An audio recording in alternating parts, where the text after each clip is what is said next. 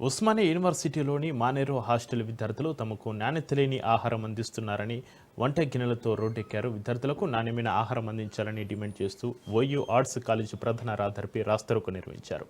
Chief వార్డెన్కు వ్యతిరేకంగా నినాదాలు చేశారు.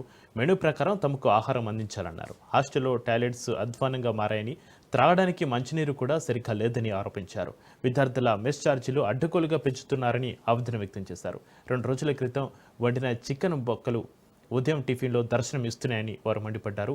నాణ్యత లేని భోజనం పెడుతూ ఓయూ అధికారులు తమ ఆరోగ్యంతో చెలగాటమాడుతున్నారని ధ్వజమెత్తారు.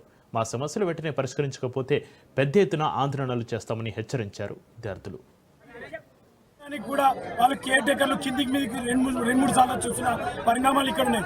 ఈరోజు స్టాఫ్ లేదు, మెస్సుల్లో స్టాఫ్ లేవు, అదేవిధంగా రిక్రూట్మెంట్ లేదు. ఈరోజు అదేవిధంగా ఈరోజు హాస్టల్లో పరిస్థితి అధ్వానంగా ఉన్నది.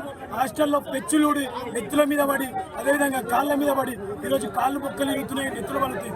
అయినా కూడా యంత్రాంగం కదిలి ఈరోజు పట్టించుకునే పరిస్థితి లేదు. వీటన్నిటిని కూడా వెంటనే వీటన్నిటిపైన దృష్టి పెట్టి వాటిని పట్టించుకొని వాటిని బాగు చేయాలి. చేపిస్తాం, తొందరలోనే చేపిస్తాం. వాటి డిమాండ్లో మెస్ క్వాలిటీ అన్నారు. మెస్ క్వాలిటీ వాళ్ళు మెనూ ఒకటి చేంజ్ చేయమన్నారు.